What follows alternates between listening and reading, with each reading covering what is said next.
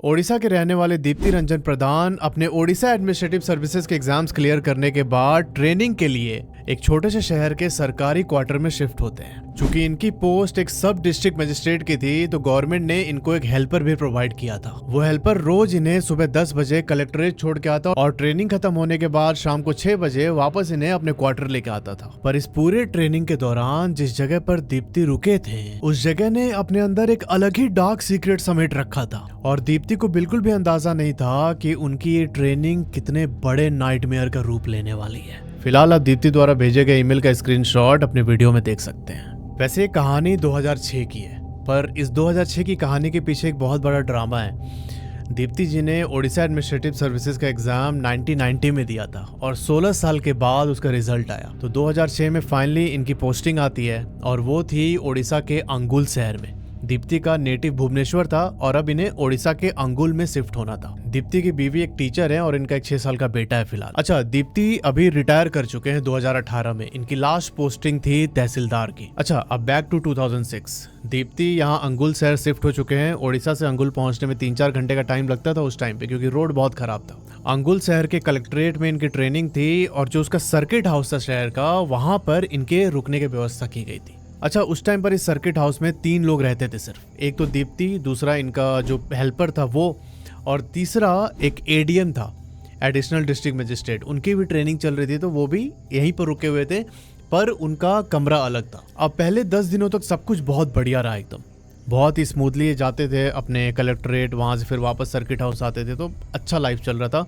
जो हेल्पर था वो इनका सारा काम कर दिया करता था। अब इन 10 दिनों के बाद दीप्ति ने एक पैटर्न नोटिस करना स्टार्ट किया। ये देखते हैं कि उस सर्किट हाउस की बिजली कुछ ज्यादा ही कटने लगी थी। 2-4 दिनों तक तो इन्होंने देखा, सोचा कि हो सकता है कुछ फॉल्ट हो, पर जब ये बहुत ज्यादा फ्रीक्वेंट होने लगा तब इन्होंने उस एरिया के जेई को कॉल किया, जो जूनियर इंजीनियर था। फोन करके बोला कि क्या हो गया यार, ये सर्किट हाउस के ट्रांसफार्मर में कोई दिक्कत है क्या? तब उधर से जेई बोलता है कि नहीं सर, ऐसे तो कोई फॉल्ट नहीं है।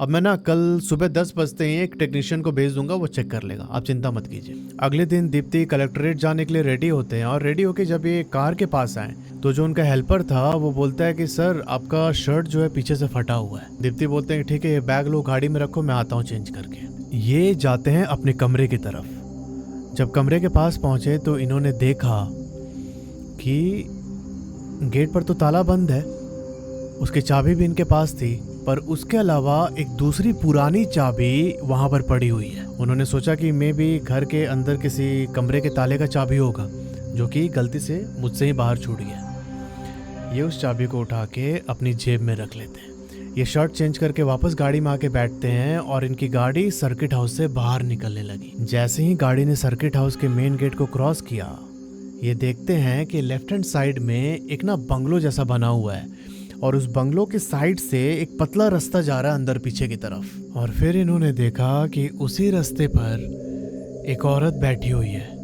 पर्पल कलर की साड़ी पहन के। दीप्ति उसकी तरफ देखते रहे और मन में बहुत सारे ख्याल आ रहे थे, पर इन्होंने कुछ बोला नहीं प्यून को। उस दिन दीप्ति ने पहले से लंच नहीं लिया था। ये चुपचाप कलेक्ट्रेट पहुंचते। इनका प्यून ड्रॉप करके दीप्ति को वापस घर पे आ गया था, तो इन्होंने फोन करके बोला प्यून से कि तुम मेरा लंच बना के रखना, मैं दोपहर के टाइम 1 बजे आऊंगा घर पे खाना खाने के लिए। 1 बजे वापस सर्किट हाउस आके दीप्ति अपने कमरे में चले जाते हैं और जो प्यून था ये इनको खाना सर्व कर रहा है। और इसी टाइम दीप्ति ने पूछा प्यून से कि यार एक बात बताओ, वो बगल वाले बंगले में कोई रहता है क्या? उस प्यून ने बोला कि नहीं सर, यहाँ पर तो बस मैं, आप और वो एडीएम सर ही हैं, उसके अलावा कोई भी नहीं रहता। आप लोग के जाने के बाद मैं गेट क्लोज कर देता हूँ ऐसे भी। तब यहाँ दीप्ति बोलते हैं कि आज सुबह मैंने एक औरत को देखा था वहाँ पे, जो बंगले के बगल में रोड जाता है ना, वही चेयर लगा के बैठी हुई थी। प्यून ये सुन के एकदम शॉक्ड हो जाता है कि सर क्या बात कर रहे हैं, हमारे अलावा तो यहाँ पर कोई है ही नहीं, हम ही तीनों हैं इधर।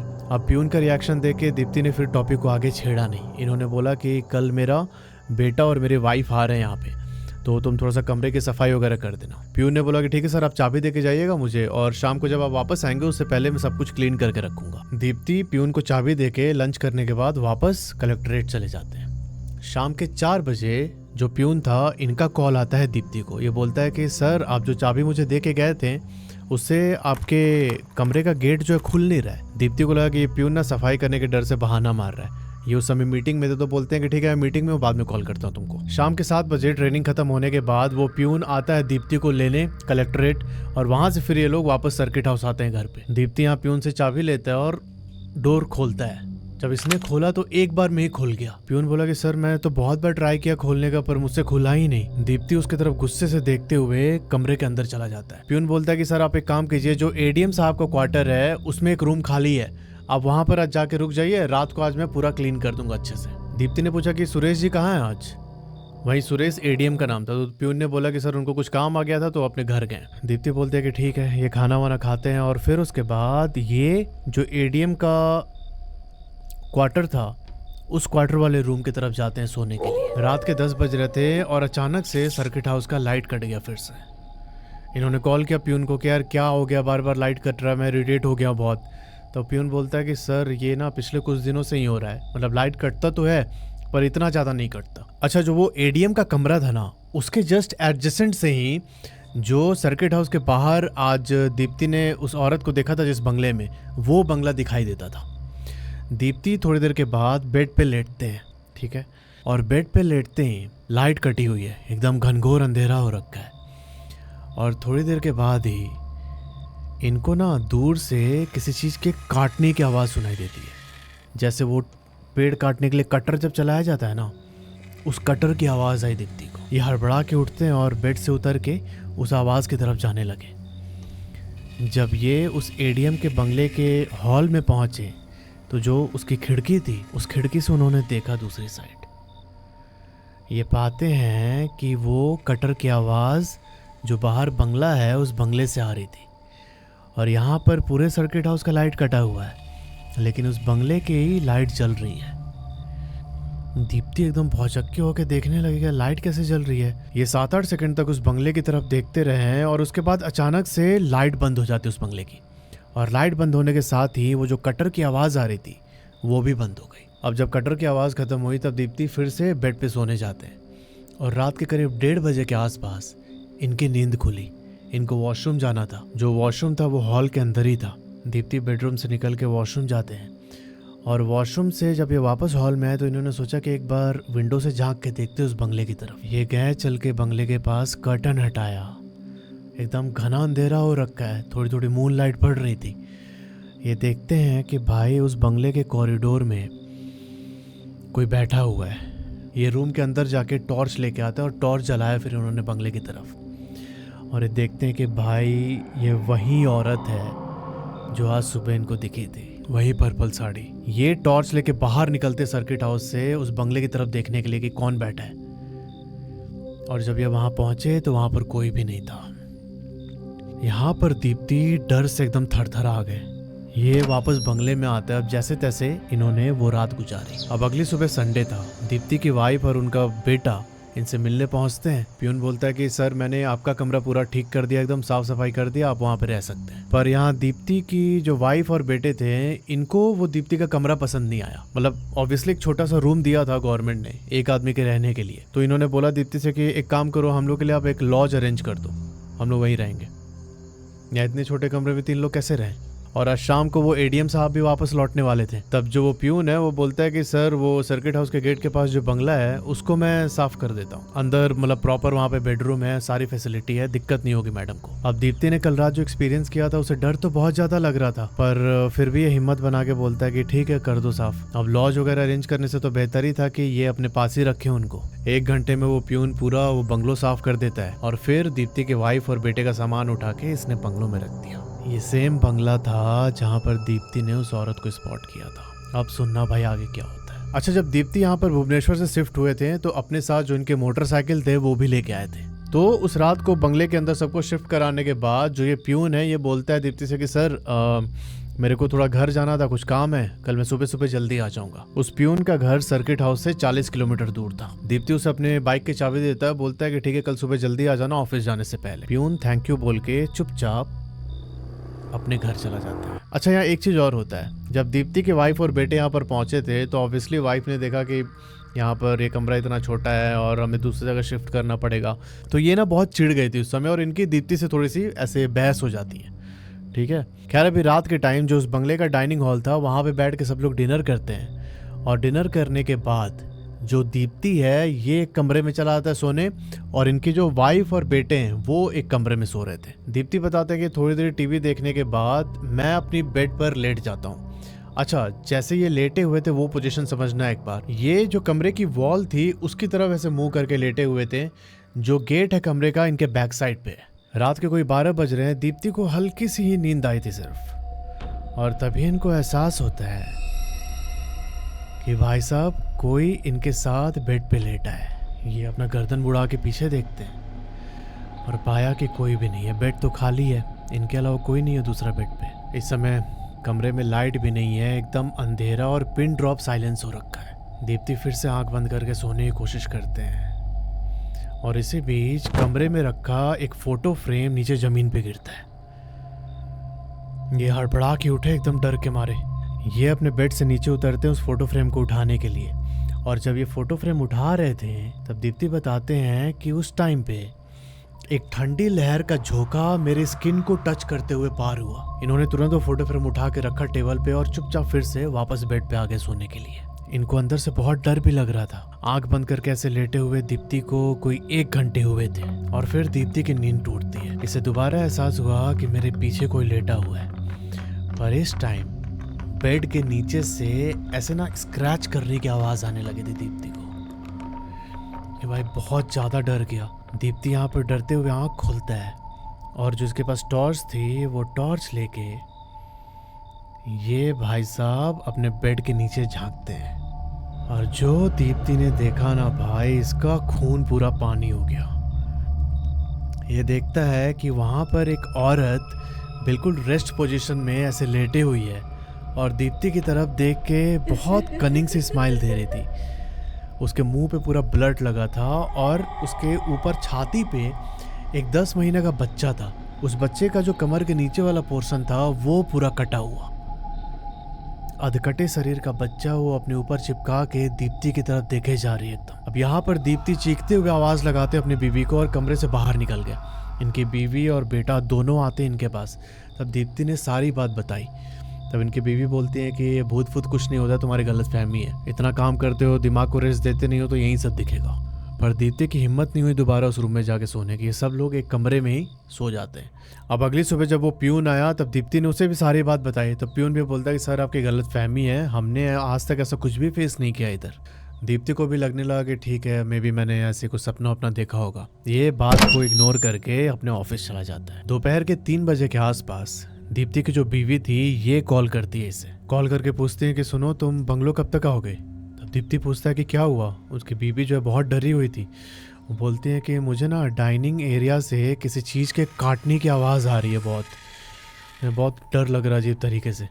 अब दीप्ति यहाँ फ़ोन कट करते और इन्होंने पियून को कॉल किया। बोला कि सुनो शाम तक जब तक मेरे घर आने का टाइम ना हो जाए तब तक तुम उसी बंगलो में रहना, ठीक है, अकेले मत छोड़ना मैडम और बेटे को। प्यून ठीक वैसे ही करता है। शाम को 7 बजे दीप्ति बंगले में वापस आते हैं। इनकी बीवी ने बोला कि सुनो ना एक कोई दूसरा कमरा रेंट कर लेते हैं। तब दीप्ति यहाँ थोड़ा चिढ़ जाते, बोलते कि अब मैं इस समय कहाँ शिफ्ट होऊंगा, कल मेरा ऑफिस भी है। एक काम करो, आज रात की ट्रेन से तुम लोग निकल जाओ घर, ठीक है।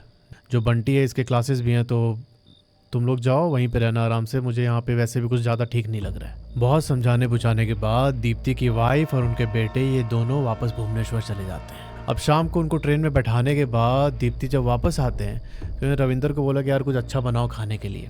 रविंदर ने उनके लिए कुक किया, और जब रात को 11 बजे डिनर कर रहे थे उसी बंगलो के डाइनिंग हॉल में बैठ के, तो इनको फिर से वो कटर की आवाज़ सुनाई दी। इस बार वो साउंड एकदम क्लियर था, और ये जो आवाज़ थी ना, दीप्ति रात को जिस बेड पे सो रहे थे उसके नीचे से आ रही थी, जहाँ पर इन्होंने उस औरत को स्पॉट किया था। इन्होंने 2 मिनट तक बहुत इत्मीनान से उस आवाज़ को सुना। फिर ये जाते हैं बेडरूम के अंदर। इन्होंने बेड हटाया। जब बेड हटाया तो पाया कि भाई साहब वहाँ पर वो बेड के नीचे एक लकड़ी का छोटा सा डोर था। उस डोर पे ताला लगा हुआ था, और उसके अंदर से ही वो कटर की आवाज़ आ रही थी। दीप्ति को थोड़ा सा डाउट हुआ। इन्हें फिर उस चाबी की भी याद आई कि यार वो जो चाबी मुझे घर के बाहर मिला था, क्योंकि दीप्ति को यहाँ पे अपना चीज़ें क्लियर हो रही थी कि ये कोई आम घटना नहीं है। ये जो मुझे दिखना और वो चाबी मिलना, फिर ये डोर दिखना, ये कटर का आवाज़ सुनाई देना, कुछ तो है गड़बड़। तो जो चाबी उनको मिला था उस दिन घर के बाहर, इन्होंने उस चाबी से बेड के नीचे वाला डोर खोल दिया। वो डोर एक अंडरग्राउंड रूम के अंदर खुल रहा था।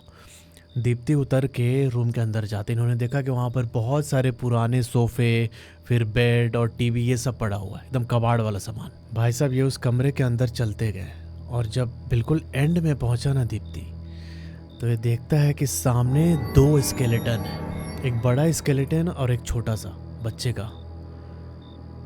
ये देख के दीप्ति को एकदम वहाँ उल्टी आने लगी। ये मुड़ता है वापस भागने के लिए कि तभी इसकी नज़र एक फ़ोटो फ्रेम पर पड़ी जो दीवार पर टंगी हुई थी। ये जाके उस फोटो को देखा तो पाया कि उस फोटो में एक औरत है और एक छोटी बच्ची। यहाँ पर दीप्ति दौड़ के उस कमरे से बाहर आते हुए इन्होंने फिर से वो डोर लॉक कर दिया। इनको रविंदर पे बहुत गुस्सा आ रहा था, पर उस रात उन्होंने कुछ भी नहीं बोला। अगले दिन वो रविंदर और कुछ ऑफिसर्स को बुलाते हैं चेक करने के लिए। तब उस समय दीप्ति बताते हैं कि लोगों ने केस भी फाइल किया था। मैंने ईमेल पर पूछा दीप्ति से कि क्या कुछ केस का कॉपी वॉपी है तो भेजिए। तो बोला कि दीप्ति ने कि बहुत पुरानी बात हो गई, अभी तो कोई रिकॉर्ड नहीं है उसका। तो इन्होंने केस फाइल किया और फिर उस बंगले में ये कभी दोबारा नहीं गए। अगली सुबह ये मॉर्निंग वॉक के लिए निकलते हैं। जो वॉक करने के बाद वापस आते समय एक चाय की टपरी पड़ती है, वहाँ पर चाय पीने के लिए रुके। तब इन्होंने पूछा चाय वाले से कि आपको कुछ पता है क्या उस सर्किट हाउस के बारे में। इन्होंने पूरी बात नहीं बताई कि क्या हुआ था, मतलब कोई कहानी पता है क्या, कुछ पास्ट में हुआ था। तब वो चाय वाला बोलता है कि हाँ सर, वो ना सर्किट हाउस अभी नया नया ही बना है, 6 साल हुए हैं सिर्फ। उससे पहले इस जगह पर एक बड़ा सा बंगला हुआ करता था और ये बंगला उस टाइम पर अमरावती चौधरी के नाम पर था। उनके पिताजी का नाम था नरसिंह चौधरी और अमरावती उस नरसिंह चौधरी की इकलौती बेटी थी। नरसिंह चौधरी ने ये बंगला और अपनी पूरी प्रॉपर्टी अपनी बेटी के नाम पर कर दी थी, क्योंकि इनकी बीवी भी बहुत टाइम पहले एक्सपायर हो चुकी थी। अब प्रॉपर्टी अमरावती चौधरी के नाम करने के 2 साल के बाद ही जो नरसिंह चौधरी थे, इनकी तबीयत खराब होती है। तबीयत खराब होने की वजह से उनकी डेथ हो गई। जो अमरावती थी, इन्होंने एक लव मैरिज किया था अपने पिताजी के डेथ के बाद, और अमरावती की शादी के 1.5-2 साल के बाद इनका एक बेटा भी हुआ। पर जो अमरावती थी ना, ये अपने हस्बैंड के साथ इसी बंगले में रहती थी। अब ये चीज नरसिंह चौधरी के जो भाई थे गोपीनाथ चौधरी, अमरावती के चाचा, इनको बड़ी चुभ रही थी। ये बोलते हैं कि तुम अपने हस्बैंड के घर पे जाके क्यों नहीं रहती हो। तब अमरावती बोलती है कि मेरे पापा की आखिरी निशानी है ये, ऐसे कैसे छोड़ के चली जाऊं। अब ये बात अंकल के सीने में चुभने लगी कि यार ये तो छोड़ के जाएगी ही नहीं घर कभी। और इसी चीज को ध्यान में रखते हुए इन्होंने अमरावती को मारने का प्लान बनाया। जब अमरावती के हस्बैंड किसी काम से बाहर गए थे और ये उस डाइनिंग हॉल में बैठ के अपना लंच कर रही थी, तब इनके चाचा पीछे आते हैं इसके और एक चाकू उठा के बड़ा सा इसका गला रेत दिया पूरा। जो अमरावती का बेटा था, इन्होंने उसको भी मार दिया। उस गोपीनाथ ने अमरावती और उसके बेटे की बॉडी को उसी नीचे वाले अंडरग्राउंड कमरे में छुपा कर रखा था। जब अमरावती का हस्बैंड वापस आया तो गोपीनाथ ने उसको भी मार दिया। अब ये सारी घटना 97-98 के आसपास की है। साल 2000 में गवर्नमेंट की नजर इस प्रॉपर्टी पर पड़ी और उन्होंने इसे सर्किट हाउस में कन्वर्ट करने का डिसीजन लिया। अमरावती और उसके बेटे की बॉडी का स्केलेटन जो था वो तो मिल गया, पर उसके हस्बैंड की बॉडी का आज भी पता नहीं लग पाया। इन सब ने मिलकर उस जगह पर हवन कराया, पूजा पाठ करवाया, ताकि वो थोड़ा सा शांत हो सके और अमरावती और उसके बेटे की स्पिरिट को मुक्ति मिल सके। दीप्ति बताते हैं कि वो जगह पूरी तरीके से तो ठीक नहीं हुई, पर काफी हद तक ऐसे बार बार लाइट जाना, वो कटर की आवाज सुनाई देना, वो सब बंद हो गया। हो सकता है उसके हस्बैंड की बॉडी भी उधर ही कहीं आसपास के लैंड में दबा के रखी हो। तो यार ये थी सर्किट हाउस की पूरी कहानी। अगर आपके जानने में भी ऐसा कोई इंसिडेंट हुआ है तो नीचे जो ईमेल आईडी आ रहा है उस पर आप अपनी कहानी मुझे भेज सकते हैं। मिलते हैं आपसे अगले वीडियो में, तब तक के लिए अपना ध्यान रखो और हर हर महादेव।